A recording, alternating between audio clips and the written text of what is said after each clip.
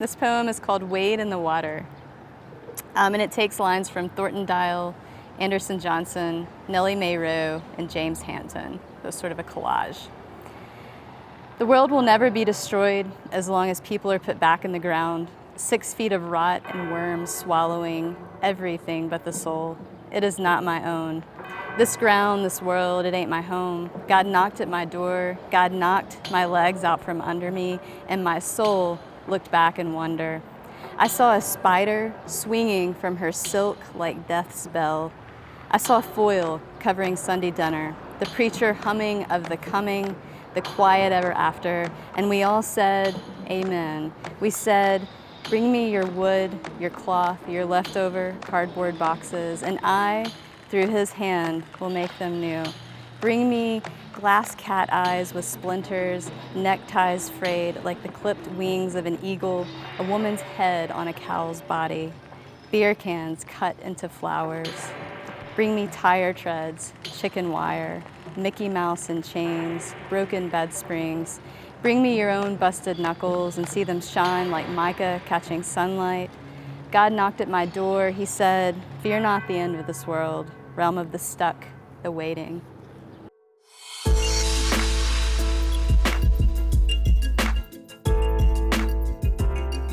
In your own words, who are you?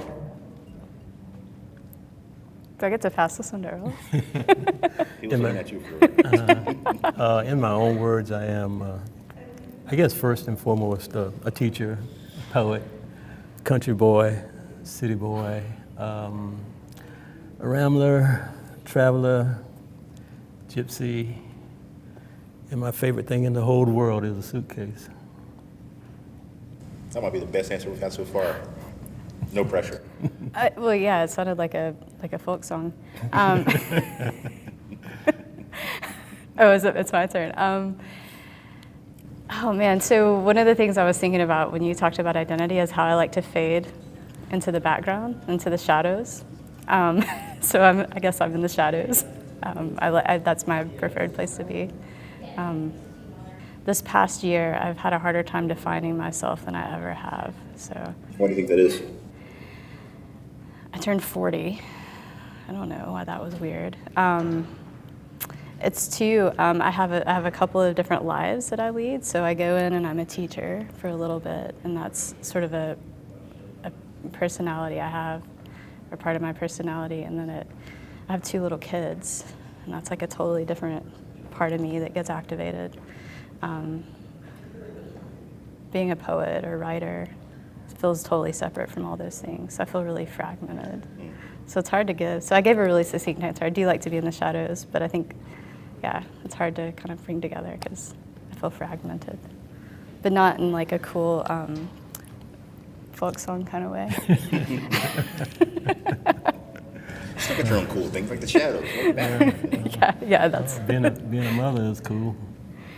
It's cool. It's very cool. It's a little tiring. I have experience in that. You're full on, full time. I was a full-time mother for my wife was Full-time mom and dad. in medical school, so I raised my daughter. Yeah. And what I found out, and I wrote an essay reflecting this, is that when the mother leaves and you're in charge of raising the daughter, you become the mother. And the child is without a father. Right. Yeah. How did you guys discover poetry? Well, I discovered poetry by realizing that it discovered me. And by that I mean, in retrospect, anytime I've been asked that same question many times, and in my attempt to answer that, I realized that poetry discovered me, and I looked in retrospect at who I was before I realized I was a poet, and I was the same person. So nothing changed. And so I've always paid attention to the same things. And so I guess the short answer is I was born a poet. The longer answer is being born that way and being observant and being a seer causes you to see the world in various ways. I was fortunate enough to be raised partly in the city and partly in the country. When I lived in the country, I lived in an all-white community, rural fishing community of about 500 people in the woods of North Carolina. And so my perspective that informs all of my poetry and all of my writing and my life and the way I see the world is coming from a white perspective, a black perspective, a city perspective, and a country perspective. And so I think that that has served as a great benefit, as I said, to informing my poetry. And going back to the seeing, I think that that causes me to see the world quite differently from a lot of people. How about you? I became a reader of poetry in maybe middle school, early high school, with like the basic stuff you're given, like, but like Tennyson and Keats, and particularly Keats and Coleridge, I think, were the two where I realized that poetry could be also story. So like La Belle Dame Sans Merci, that kind of stuff, and Kubla Khan, like those kinds of things where I was like, oh, it can be story, and it can be story in this sort of musical way that I was drawn to. But I didn't write poetry for a really long time. So I became a reader of poetry that way. And then I got really interested in, I was obsessed with Adrienne Rich for a long time. I would listen to recordings of her starting early in her career and moving later into her career. And I would just listen to those. They were on tapes in the library, and I would just listen to those things over and over and over. And there was something she was doing that I couldn't figure out. There was something that was like really, I think, more passionate than the way that I lived my life. That like I was like trying to figure out like how to name that. And then as far as writing poetry, well, Earl was one of my first teachers at UTC, but I was writing mostly fiction, I think. But you taught a Russian poetry class that stuck with me. I mean, there's like a poem from that class, so we did a performance at the end. And there was a poem from that class by Bella Agmadalina. Did I get that? Agmadalina. Agmadalina. It's called God. And I remember I read that for the performance, and that poem has always stuck with me. The opening stanza of it's really amazing. It's like something like, because she worked as a char for the old man, and then it goes into some other stuff. Natasha deserved a god, or something like that, and then it sort of moves through the story. And that one, like that kind of stuck with me. But I actually studied for my master's. My master's thesis was in fiction. I wrote fiction for a long time, and I shifted over to poetry in the middle of my MFA studies. So I've always been a reader of it. I've always really loved it. But it's when I figured out that there was like some kind of connection between story and poetry, and then there's something about passion and music that's when it kind of clicked for me. Sure. Tell me a little bit about your upbringings. Well, I touched on it when I was answering the last question, but my upbringing was quite interesting. Again, in retrospect, I was adopted by my grandmother at 8 months old, and we lived in a shack on the side of Highway 17, which is the last highway on the East Coast. And I lived under, you know what a live oak tree is? Yeah. I lived under a live oak tree, and there's a monument under that live oak tree that states that George Washington stopped there in, I think it's 1779, to have lunch. And so I've always referred to it as my George Washington oak tree.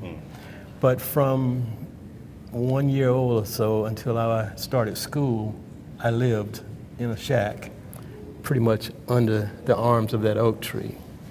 And then I moved to the city and lived in the projects. About 2 years with my parents, and then my mother left, disappeared one night, went to New York. And I was about 7 then. She didn't come back until I was 17. And so I was essentially just raised by my grandmother with 4 other brothers in this white town, Hampstead.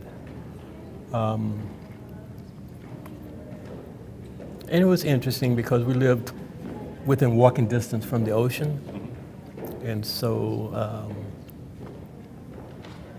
I worked at fish houses and would walk to the ocean and catch fish and you know, play baseball and all the stuff that young kids would do. But I was bussed out of that community to a black school. And when I was in 8th grade or 9th grade, I was allowed to go to my hometown, my community school for the first time. And in 10th grade, I got kicked out of the whole school system, Pender County school system, for what they called inciting a riot.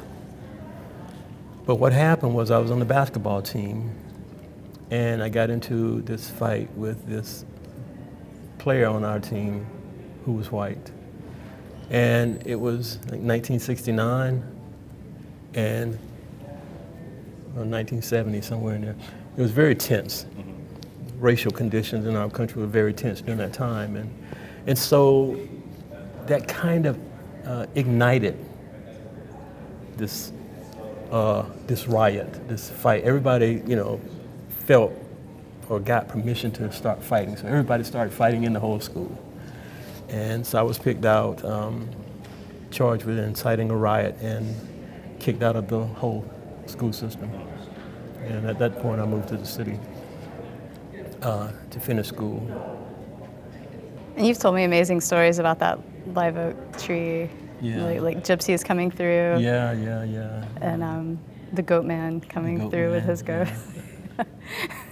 So I feel like, when I would come across something really new and interesting when I was doing research for my poems, Earl would go, oh yeah, I know that.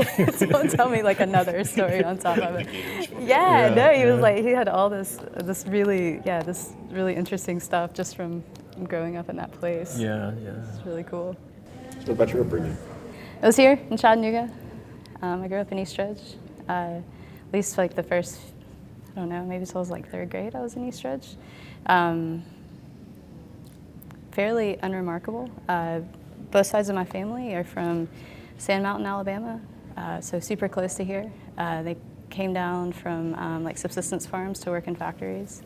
By the time I was a kid, pretty young kid, most of those factories were either closing or had closed. So it was kind of an interesting transition to see that. But a lot of my family, they were kind of people who, because they had grown up as subsistence farmers, they were pretty talented in interesting ways, like a lot of really great storytellers, quilters. A lot of my family worked in the saddle factories, so I worked with leather. So I grew up around people who were always making stuff and who were really talented but had zero clue about that talent, if that makes sense. They were just doing it to entertain or to pay the bills or whatever. Sure.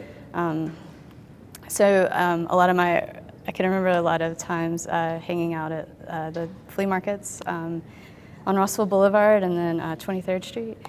Where one set of my grandparents had a booth all the time selling stuff my grandmother made make candy and pies and stuff. So they just kind of they were interesting people to grow up around. I spent a lot of time with my grandparents. We'd walk Chickamauga Battlefield Park and we would collect cans and then go take them. I loved watching them being crushed, and you get your $5 or whatever from your half day's work of picking up cans. We would find people would lean out their car windows to take pictures of the park. I guess they didn't want to stop. And so we would find all along the edge of the main roads, we'd find Polaroid cameras, which I thought were the coolest, and all kinds of other little cameras. So we would like get those fixed up and sell them. Nice, the hustle. So we did that. So yeah, I grew up kind of that way, and then my life kind of shifted, and I found myself going to school at a private prep school, which was like a total shift from that. And I mean that part of it was like more unremarkable, but I mean it was that was an interesting shift. Mr. Braggs, you, on your UTC profile, it says that your expectation of students is for them to embrace, engage, and learn. Can you talk a bit about kind of where that comes from and what that means? Well, I think that is natural. The embracing part is the responsibility of the teacher/professor. In order to get someone to learn something, you have to make it interesting. No, I don't mean that you should try to entertain them or something, but you have to give life to what you're trying to impart upon the student. And so I think there are a lot of teachers who are not teachers. And you know, we've had this problem for a long time about students in high schools, especially in inner city schools, where people say the problem is that the students don't respect the teacher. And I believe that it's the reverse of that. I believe it is that the teacher does not respect the student. Now, it is very difficult to not respect someone who respects you. And so if the teacher respects the student, it's, like I said, much more difficult for the student not to respect the teacher. Now, that plays into the whole idea in my head of engagement. And engagement, part of the engagement has to do with making the receiver feel worthy of receiving what it is you are imparting. And so it's kind of a building up of you, of the students, whoever you're trying to impart information. So engagement, and then getting the student to realize that learning is fun. Reading a book is fun if you can engage in it. And so my teaching philosophy involves around those things. Bringing the student into whatever is being talked about. Nice. Anything to add? I mean, Earl absolutely does that. It comes through, having been a student. Yeah, I mean, I think that's super important. For me, like, I try to do a lot with the material because I told you I kind of like to lurk in the shadows, and I feel like I maybe don't have as much the presence that you do in a classroom, and so I try to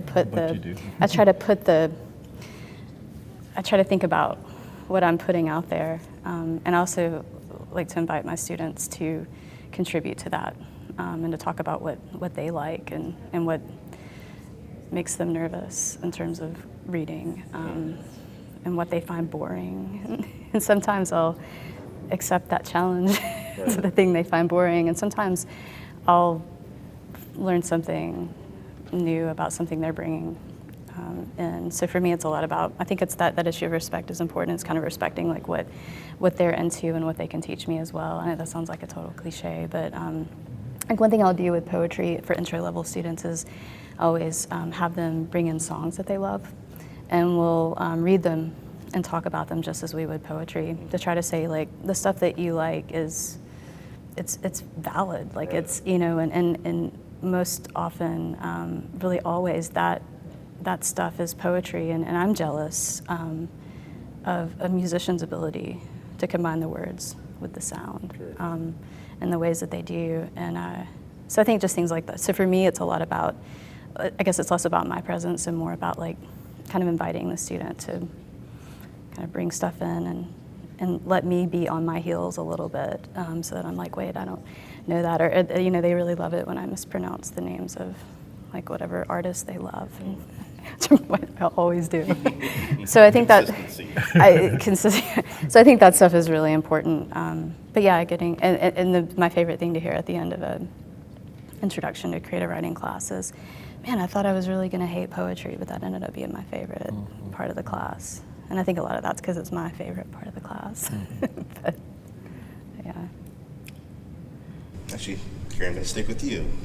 You mentioned when I saw you in the spring that you had attended this year's AWP, and you were particularly taken by seeing more page-oriented poetry coexist with more performative poetry. Yeah. Can you talk a bit about that? Yeah, I was really excited to see that because I do feel like there's sort of this separation that's always existed, and definitely in my studies, there's the stuff that you read and you study, and then there's this like kind of other stuff that other people do. At least from a lot of my studies at the graduate level, for sure. It was really exciting to see that come together, and to see a panel that was dedicated to that specifically, and it was almost like a I don't know, like it wasn't an epic rap battle or anything, but it was the back and forth of almost like, you got that, I got this. Like it was just that sort of like back and forth that was really, really fun, because they were so, and a lot, I mean, someone like, it was, so I saw Ross Gay and Mo Brown, and they have such different approaches, and there's something that's like special about each one, and that actually talks to each other. So I thought that was really cool. And I think too, like, you know, YouTube and button poetry and all those kinds of things. I mean, having someone like Dennis Smith who can kind of speak to both of those worlds and pull those worlds together, to me is really, really exciting. That it doesn't have to be. I mean, I feel like even in studying with people who are like, we're not going to read, you know, the canon. We're not going to read the stuff we're expected to do.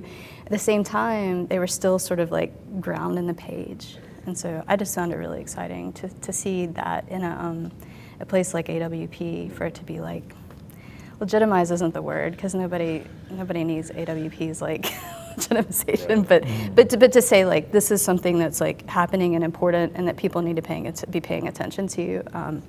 I thought I was really excited about that. Both of your latest books deal with African American people and traditions in some way. Both also deal with parts of America and its history that have kind of gone either overlooked and or underappreciated.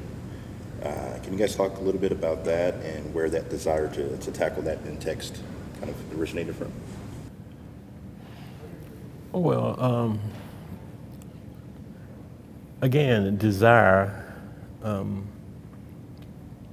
don't know if that's an appropriate term to explain my involvement or my willingness to talk about the things I talk about. You know, I just talk about what's around me, what I see.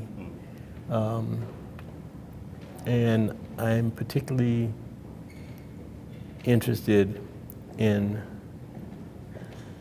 stirring the pot. I am, by definition, maybe my own definition, and nobody else is a political poet. You know, one poet said, "If you don't offend someone, you don't need to write." You know, because on the most serious level, you're talking about injustice, and when you talk about those kinds of things, people get upset about it.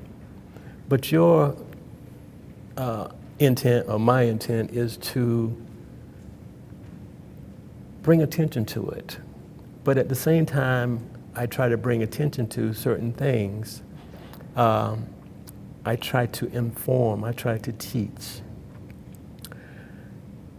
In my poetry, many people have pointed out how much they learned from reading the poem versus whether they enjoyed it or not.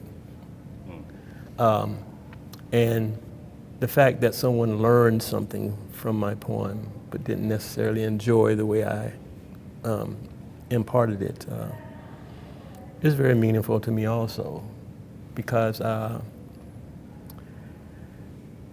first definition that I gave to you when you asked, you know, to define myself, I said a teacher.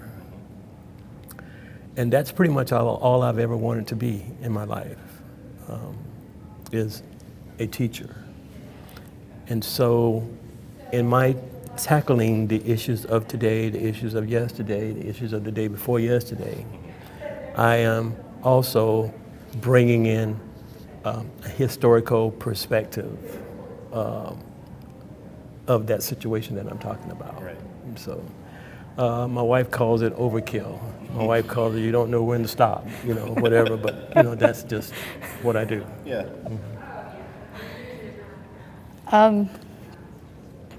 So I really love research. I guess if you write to teach, I write to learn. And so I just, you know, I got really excited about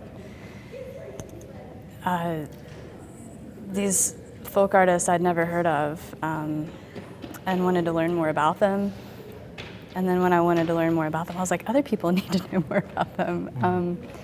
And a lot of the people who I write about are people who were really pushed into the margins and ignored or hidden, you know, I mean, in so many ways. And so one of the things I really wanted to do was to find pieces of their actual voice, like what they've said in their lives, and kind of present that and say, listen to these people, they're important. Not all African American, but many of them are or were. And I don't know, I feel like they're just these remarkable people who have gone unnoticed and unappreciated. And so that was really a lot of my motivation. Yeah, I think that, I mean, my project kind of started when my sister-in-law lives in an area of South Carolina near Clemson, and near the university, but there's an area called Pendleton where the artist Richard Burnside sometimes lives. And so she, over the years, has commissioned paintings for me and my husband. And it started with he, you know, she worked in a deli, and she would kind of trade him food for paintings. And she didn't really want them. She didn't really care about the paintings. And so my husband and I were like, those are amazing. Right. And so, and it's people like that. I mean, he lives very much pushed to the margins of that community. And so it's just my interest in those people, and just trying to say, you know, just trying to show people like what they have to say, and that they exist, that they are not, you know, they shouldn't be ignored. And then there are artists like Lonnie Holley, who, I mean, he just released a new album. The title track is I Woke Up in a Fucked Up America. And he's so multi-talented and so good, and he doesn't need me to he inspires me. You know, his voice is out there, and I love it. But a lot of the other people in the book, they just never got that space to speak. Sure. So. What's it like being a poet in the year of our Lord 2018? Well, we have a lot to write about. A lot of issues to tackle, but I think it's pretty much like any year, with, of course, more things to talk about, more angles to look at it from. But I guess it's a fruitful year, but the fruit is bitter. It's a frustrating year, but frustration fuels art. So I guess that's what it's like. I think there's a responsibility, I think, for poets to investigate what's around them. I mean, I grew up in such a sheltered way, and I think there are a lot of things that have happened in my lifetime that I wasn't really privy to because I wasn't paying attention. And I think it's been it's helpful. It's a weird way but it's been an instructive year, and to sort of say that, these are things you can't ignore. I mean, one of my closest friend, has experienced more verbal attacks for her race than in this last year. It's not that that's new, but it feels like it's increased. So you can't ignore it. It's right there. For me, at least, I've started thinking more about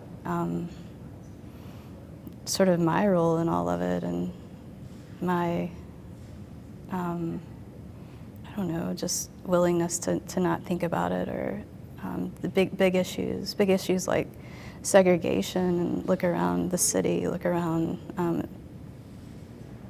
my neighborhood. I think it just makes these things like they're in bright lights. Right. And I think that's it's instructive and helpful in a way. And I think it sort of, for me, it's a very big responsibility to kind of talk about that in a way that's honest, and to talk about my shortcomings, the things I haven't said when I should have stood up for somebody, or the things I should have noticed that I chose not to. I think that, I think it's been really instructive for me. This poem is called "The Things They Carried," and it's about the emotional and physical weight that a soldier carries. This is a Vietnam poem. Crisco died with his soldier in his hand. That's right. He was taking a piss, and Charlie picked him off long distance. The morning was one of those mornings when everyone felt safe as we could feel in the bush. It was a scene perhaps from a war movie, a platoon of 18 boys in loose rank walking towards daybreak. The report we got said, the area ain't hot. So we relaxed, walked slow, and talked low about girls back home. Crisco's girl was Susan, a buxom blonde he met somewhere in California. Said she was prettier than the picture he carried like a god in his shirt pocket. Said they were going to be married when his tour was over. It was a good day to be outside. There was a breeze. We were stepping in from the shade into the bright sunlight. We had just smoked a joint, shoelaced with heroin. We were floating on seasick waves, and the horse was starting to kick. We were not paying attention. The birds were singing. The air smelled fresh. The sky was chamber music and was clear. It wasn't a morning for war movies. We were walking in loose rank and laughing and talking about girls back home. We were drifting. It wasn't hot. There was a breeze. The banyan trees were movie props of slow dancing leaves. The joint was good.